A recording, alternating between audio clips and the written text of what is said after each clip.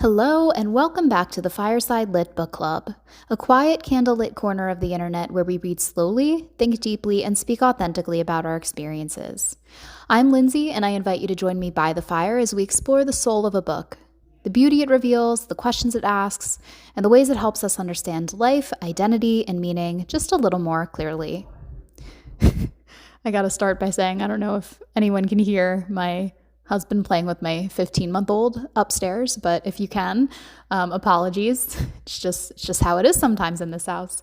But anyway, I have been looking forward to recording this episode for a while now because, as I've said here in the past, my literary tastes as a child and teenager really molded and solidified my love of reading as an adult. And when I think back on all the books I read throughout my childhood, I just remember being totally ensconced in this warm, pleasurable cocoon of stories, and I could pick up a book and easily spend all day reading.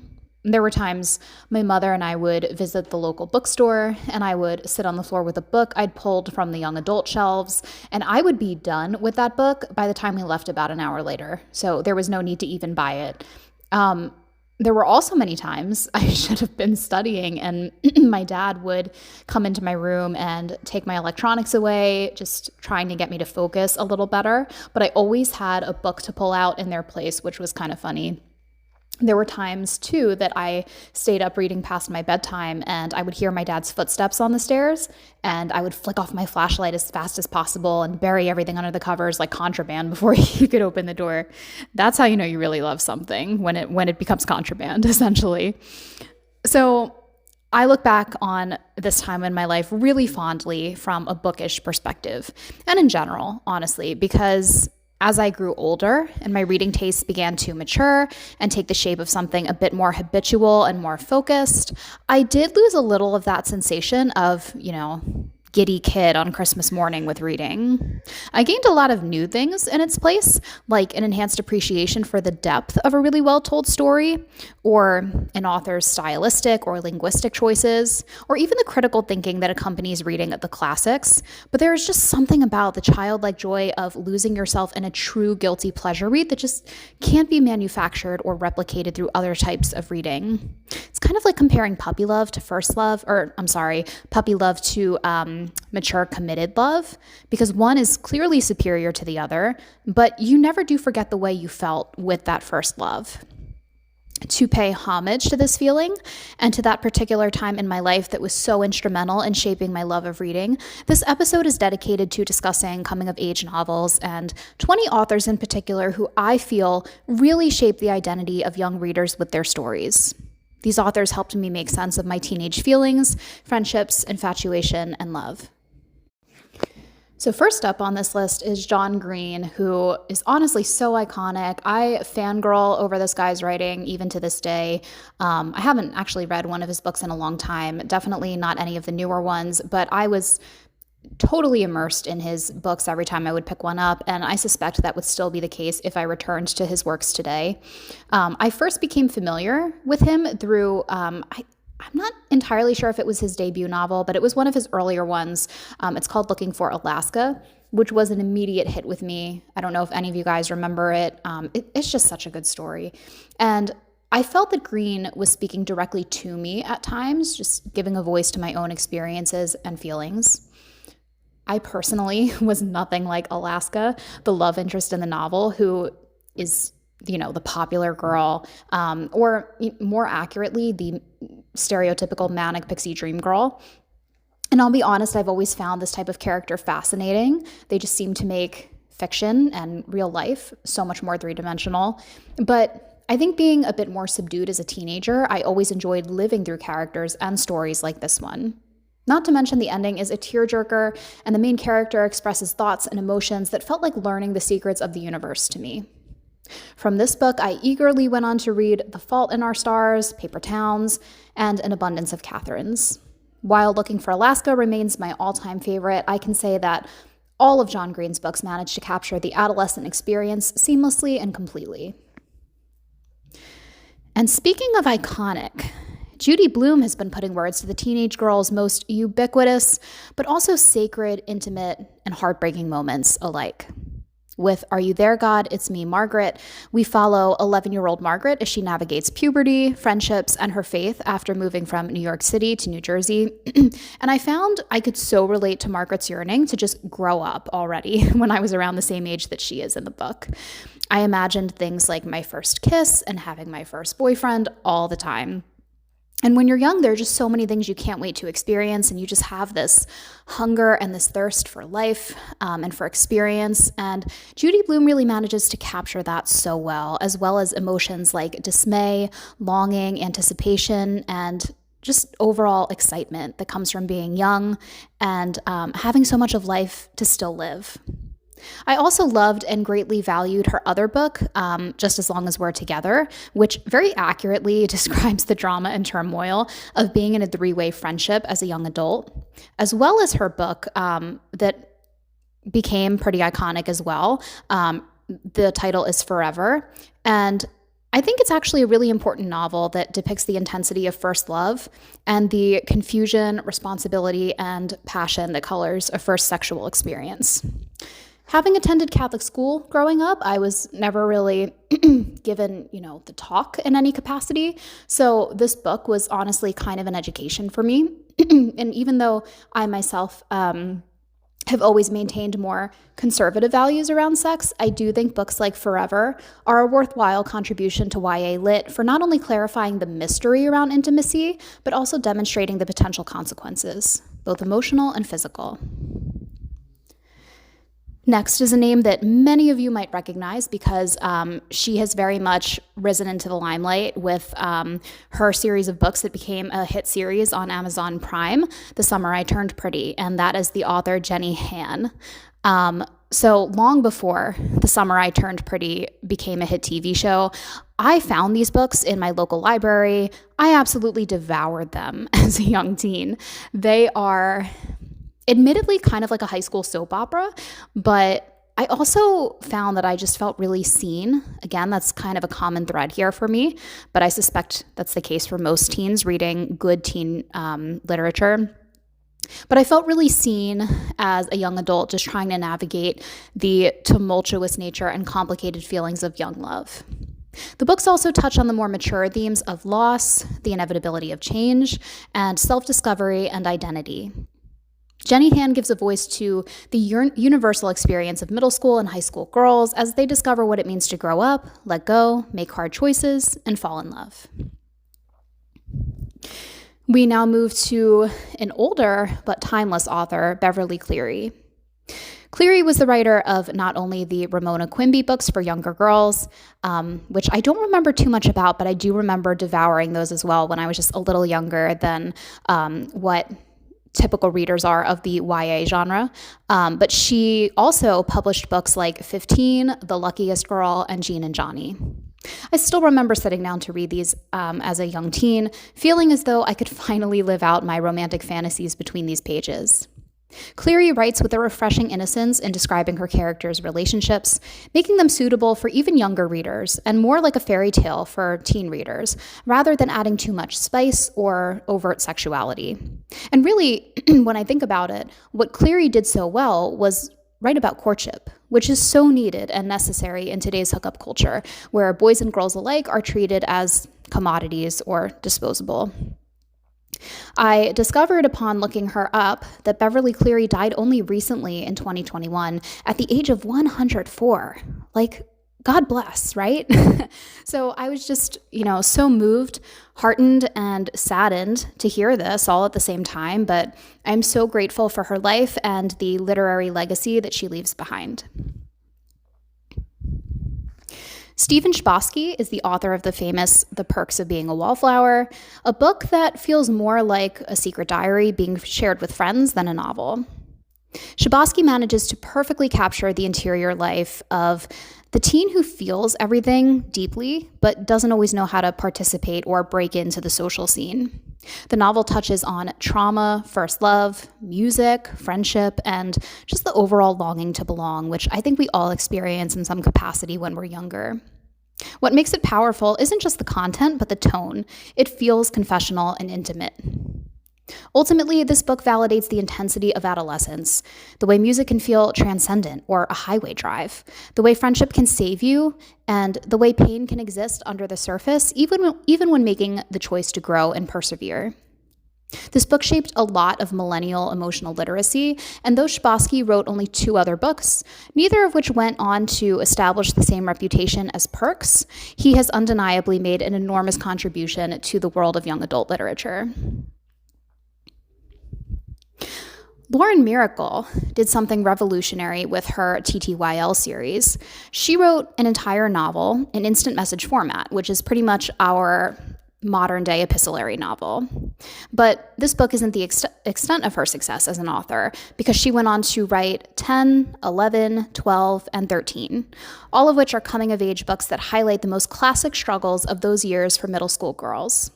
These novels chronicle girlhood in a way that feels granular and honest. Miracle doesn't glamorize anything.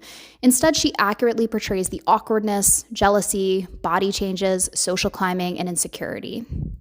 Miracle understood that coming of age often happens in tiny humiliations, and by writing about them, I really feel that she made thousands of girls feel less alone. This next author wrote many books, but one that really stands out in particular to me, that really served as a launchpad into my middle school years, is Flipped, and that's by Wendelin Van Dranen. And what I love so much about this book, even thinking back to it, just the impression it left on me at the time, is that it really, I like that it played with this contrast of perspectives.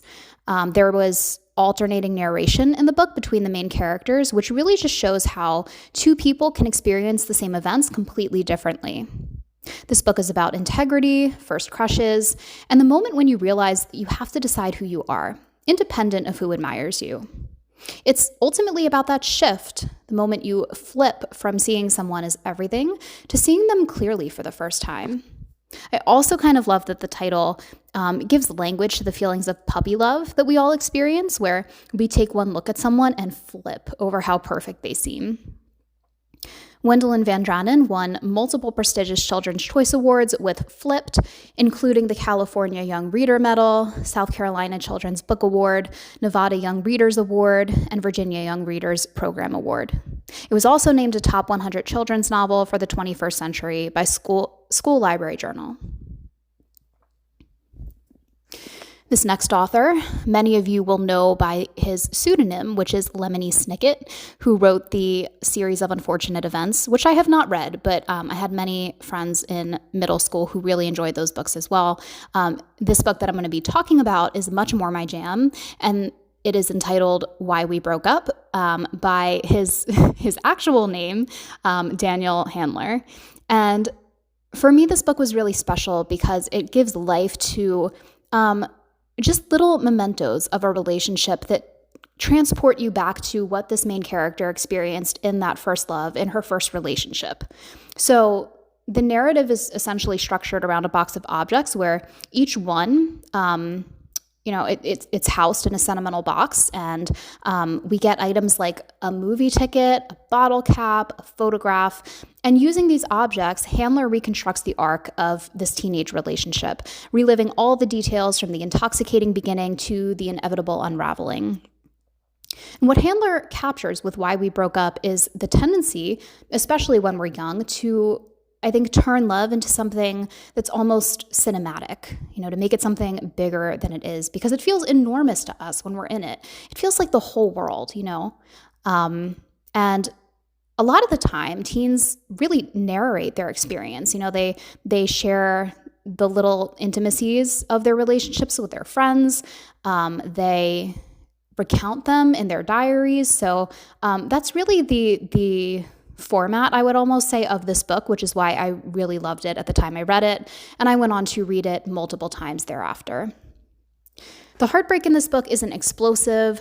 We know what's coming from the very beginning, but again, the beauty of Why We Broke Up is in its reflection. It's the kind of heartbreak where you play everything back and ask yourself, where did it shift? When did it change? Handler understands that first heartbreak isn't just about losing a person, it's about losing the version of yourself that you were when you were loved by them. And I think that's something that we can all relate to, especially as we grow older and realize that we kind of lose bits and pieces of ourselves in every relationship we experience and ultimately leave behind. So it almost feels strange to place Anne Frank alongside some of these contemporary YA authors. Nevertheless, her diary is one of the most intimate coming-of-age texts ever written. What moves me most about Anne's writing is not only the historical tragedy surrounding it, but how recognizable she is as a teenage girl, even one living in an attic permeated by fear and shrouded in secrecy. She writes about ordinary things for a teen, like crushes or irritation with her mother. She writes about wanting to be taken seriously, which is a very relatable feeling when you're young. She writes about who she's becoming and who she is. And she does all of this while hiding in one of the darkest chapters in human history. Anne Frank's diary is a reminder that adolescence doesn't pause or change much, even in the face of war, confinement, and uncertainty. Through all of it, her identity continues to form. Anne Frank's diary is a testament to the idea that coming of age is not about circumstance, it's about awakening to your inner life, even when the outer world is hostile. This is a series I have mentioned on this podcast before. I'm going to mention it again because I just adore this series, but it is the Harry Potter books by J.K. Rowling. And at its heart, this is really a series about what it means to grow up. Because yes, there's magic. There's, prophecy and dark lords and enchanted castles. And I gotta say, I was never huge. Well, I shouldn't say never. I wasn't so much into fantasy the way some people that's their main genre. For me, it was more of a subgenre type of reading. And definitely these days, I kind of want nothing to do with fantasy. I don't really lose myself in it. I find that trying to keep track of different elements of an imaginary world is just too distracting for me. I don't really know.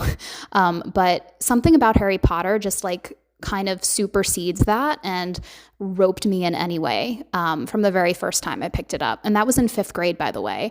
I would still go back and read any single one of these books. Obviously probably the first one, but and I still have an annual viewing of the movies every year around Halloween, or if not Halloween, then Christmas time.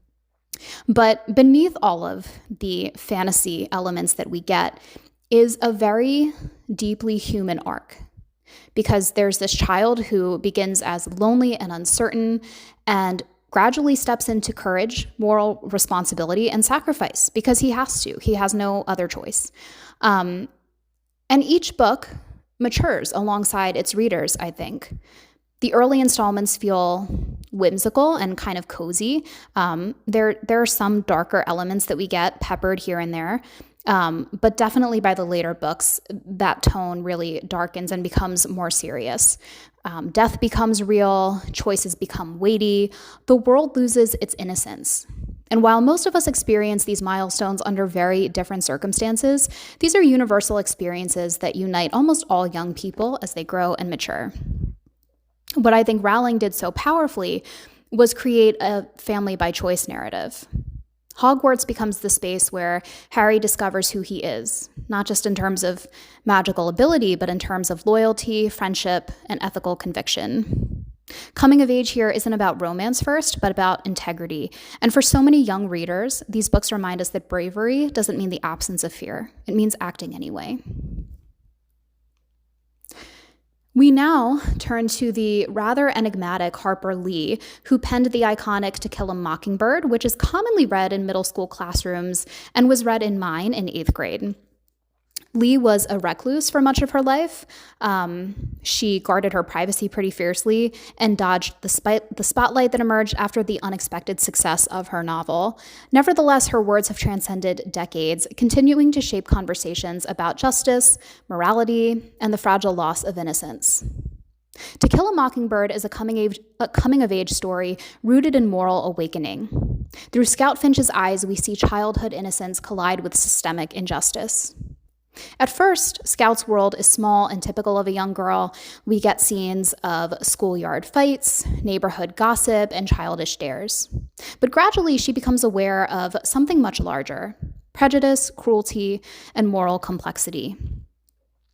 What makes this novel endure is the way it portrays the loss of innocence, not as cynicism, but as clarity. Scout becomes truly aware for the first time in her life of the stark dichotomy between right and wrong, good and evil, justice and prejudice. And at the end of the day, that's a huge part of growing up, just gaining discernment and a heightened state of consciousness. Some coming-of-age stories center on first love, and others center around disillusionment, which is equally powerful. Harper Lee gives us the latter, reminding us that moral identity is forged in one of the earliest, yet most formative stages of life. Suzanne Colasanti's novels, like When It Happens and Waiting for You, focus on romantic anticipation, specifically on the longing before love arrives.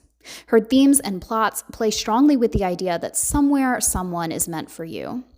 As you might imagine, as an unusually romantic teenage girl, I absolutely, loved Colasanti's novels for this reason. There's something beautifully earnest about her work. It doesn't feel ironic. It doesn't undercut emotion. It allows teenage girls to want love openly. And that matters because this stage of life matters, and the feelings young adults experience during it are real, even if they're not lasting. So often, young women are taught to minimize their romantic hopes. We're told not to invest too much, to focus on school and friends, to basically just not put all our eggs in one basket. And it's very wise advice. I won't refute that. But when you're growing up and experiencing feelings for someone, it's just not very relatable or comforting to hear this advice. Colasanti's writing says you can care, you can want, you can believe. Her characters are often thoughtful, idealistic, and introspective. They journal, they analyze astrology, they replay conversations in their heads. It's coming of age through hope, and even if we do grow more pragmatic with time, there's something really tender about remembering when we believed first love could last and would fix everything somehow. I have a soft spot for this author, and I probably always will. I actually wrote to her several years ago for publishing advice after I wrote my own first novel, and she responded swiftly with lots of support and enthusiasm. It was incredibly exciting to hear from one of my favorite authors growing up, and I have so much admiration and respect for her career to this day. Next, and I've been especially excited to get to this author. She's one of my all-time favorites, or was when I was a teenager. Many of you probably haven't heard of her. To my knowledge, she's not this wild success with all these awards under her belt, but we have Sarah Auckler, the author of Fixing Delilah and 20 Boy Summer, which I no lie, probably read no less than 10 times, probably over the course of when I was between 14 and 16 years old. And I was so taken by this book that this was yet another author I actually reached out to, though because I was much younger, the type of correspondence was very different. I just wanted to express my appreciation to her for putting 20 Boy Summer out into the world. So a bit similar to Jenny Hand's books, novels like 20 Boy Summer and Fixing Delilah blend romance with grief. Auckler's coming-of-age stories aren't just about crushes. They're about loss, fractured families, and secrets. What I remember most about her work is the emotional weight beneath the summer setting. These books might look like beach reads on the outside, but inside they wrestle with complicated questions such as how do you move forward after losing someone? How do you redefine yourself when a friendship shifts? And how do you rebuild trust with a parent? Coming of age here is about reconstruction, adding richer themes to a genre where books can often feel quite repetitive and stale. I will always love Sarah Auckler for the manuals to life she essentially penned for me as a teenage girl, and hope to inspire other young women in the same way with my own writing. Sarah Dessen has this incredible ability to transform her characters in every last one of her stories. Her protagonists often struggle in the beginning of her books, often with things like reputation, family dysfunction, or trauma. And over the course of the novel, they slowly reclaim their power and their voice. In the book Just Listen, that reclamation is literal. In other novels like This Lullaby or Saint Anything, it's more subtle, about choosing differently than you did before. Destin understands that adolescence isn't always dramatic. It often is, but not always. Sometimes it's just this slow sort of awakening to everyday life and to who you are slowly becoming. There's a shift in boundaries or maybe a conversation that changes everything. Her books are full of ordinary settings like record stores, diners, long drives, and yet those spaces become launchpads for self-definition. Coming of age in Sarah Dessen's books is ultimately about learning to speak and learning to be heard. This author, I never actually learned how to properly say her last name, so I'm going to wing it. But Anne Brashares does something beautiful in The Sisterhood of the Traveling Pants, which if any of you are women in your 30s, so around my age, I hope to God you remember these books. They were some of my favorite. And I also really, really loved the movies that came out with Blake Lively and Alexis Bledel. I thought they were so well done.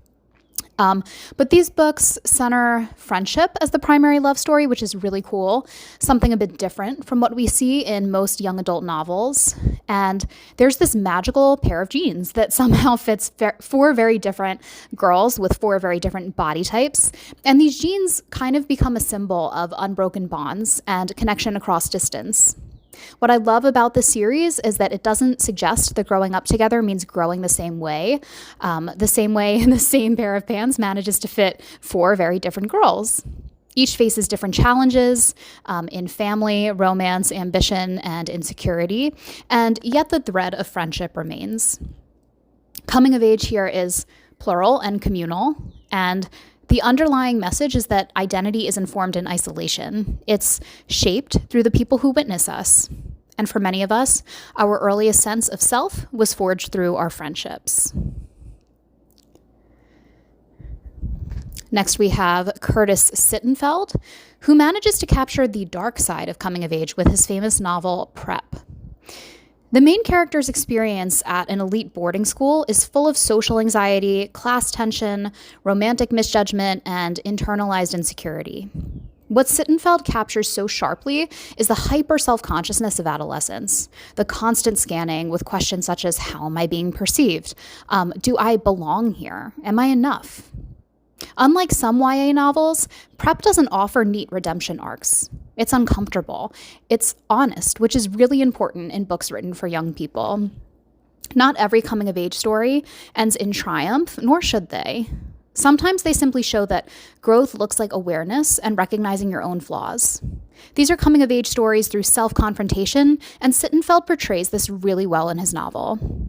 This is also a great read for adults as well if the academia setting is your vibe. So another author I really grew to love, actually just several years back. I'm trying to remember when I first discovered her. I had heard her name long before I actually got around to reading her books, but I was probably in my 20s when I actually picked up this book. Regardless, we are speaking about Rainbow Rowell and what is arguably her most famous novel, Eleanor in Park. It is a very relatable and touching story in some ways, and quite a serious one in others. Two outsiders find each other on a school bus in this novel. Music becomes language, comic books become connection, and the resulting relationship carries more weight than the typical high school romance, given the complexity and challenges that these characters face and help each other navigate. What Rowell does beautifully is portray tenderness without sentimentality. The love feels urgent and consuming, but also precarious. There's an understanding that sometimes first love doesn't last forever, and yet it permanently alters who you are. Coming of age here is about discovering that you are lovable, even if the world has suggested otherwise. Across Rowell's books are the common traits of deeply character-driven narratives, witty and realistic dialogue, and a focus on intimate and often messy relationships, making them feel refreshingly real. This would not be a comprehensive list if Elena Ferrante weren't included in it. In her famous Neapolitan novels, Ferrante gives us a story that spans decades, starting in the two main characters' early years and following them into young adulthood. Together, they navigate education, ambition, marriage, class constraints, and intellectual rivalry. This is coming of age stripped of romantic gloss. It's raw, it's political at times, and even though it takes place in a small town in Italy, it's a story many girls can relate to as they reflect on their own friendships. In the Neapolitan novels, Ferrante shows us that girlhood here isn't just about crushes and friendships, it's about power sometimes, about voice, and even about escape.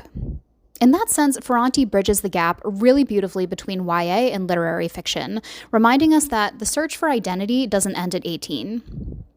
As an aside, and focused more closely on this actual author and not just her books, if we even know that she's a she, it's been established that Elena Ferrante is a pseudonym, or at least that's what I remember hearing, and no one actually knows anything about this author. Like, we don't know where she lives. I mean, presumably in Italy, but who knows? Again, we don't actually know their gender. We know nothing about this author, which is so fascinating to me. I really hope that someday they come forward and maybe give us, some tidbits of who they are, just a little more information, because there's just not much known about him or her. And I really love this series and would love to know more about the creator or the author behind them. Moving on, when Louisa May Alcott wrote and published Little Women in 1868, it was an instant hit among young female readers. Her main characters, the March sisters, are ultimately archetypes. So we have Jo, who is the ambitious writer, Meg is the romantic of the group, Beth is the gentle soul, and Amy is the artist. Each sister represents a different path into womanhood, and none is framed as entirely right or entirely wrong. Little Women asks questions like, what does it mean to live well? To balance ambition and love? To choose differently than your family expects? It's one of the earliest novels to show girls that identity can be plural, that you can want art and family, independence and belonging, adventure and the home. For many young readers, Jo March was the first glimpse of a woman who wanted more. And if readers can't relate to Jo, they will inevitably relate to one of her sisters, making it an enduring classic that has transcended generations for the way it depicts womanhood, sisterhood, and family. With her breakout book entitled The Hate You Give, Angie Thomas brings coming of age into the realm of activism. The main character, Star Carter, witnesses police violence and must decide whether to use her voice publicly. Her journey is not only about grief, it's about identity across different spaces, who she is at home versus who she is at school, and who she is when cameras are watching, even. Thomas explores code switching, systemic injustice, community loyalty, fear, and courage. Coming of age here is not optional. Instead, it is forced and almost urgent. Star's growth in the novel is about realizing that silence is also a choice and that sometimes identity can be political as well as personal. So as we come to the end of today's episode, what strikes me most is that none of these books offered a single universal answer to the question, who am I? Instead, they offered companionship in the asking. What these authors gave so many of us was not perfection or certainty or even answers. They gave us language for feelings we didn't yet know how to name because we were young and we were still figuring it out. They gave us permission to feel deeply, to question boldly, to hope recklessly, and to change our minds. And maybe that's why these books stay with us long after we've outgrown their target age range. Because we never really outgrow the search for identity. We just carry it into new seasons, into adulthood, into relationships, into parenthood, grief, and into joy. Looking back, I don't just remember the plots of these stories, I remember who I was when I read them. The girl on her bedroom floor, the girl with a flashlight under the covers, the girl on a bookstore floor even, the girl who believed that somewhere inside a book she might find herself. And in many ways I did. So if you're listening to this and thinking about a book that once changed you, especially during your formative years, maybe this is your invitation to return to it, or to pass it along, or to just let it remind you of how far you've come. Because stories don't just raise readers, they raise people. Thank you for spending this quiet, reflective hour with me by the fire. If you enjoyed today's episode, I'd love for you to share it, leave a review, or reach out and tell me which coming-of-age book shaped you. Until next time, be well and happy reading.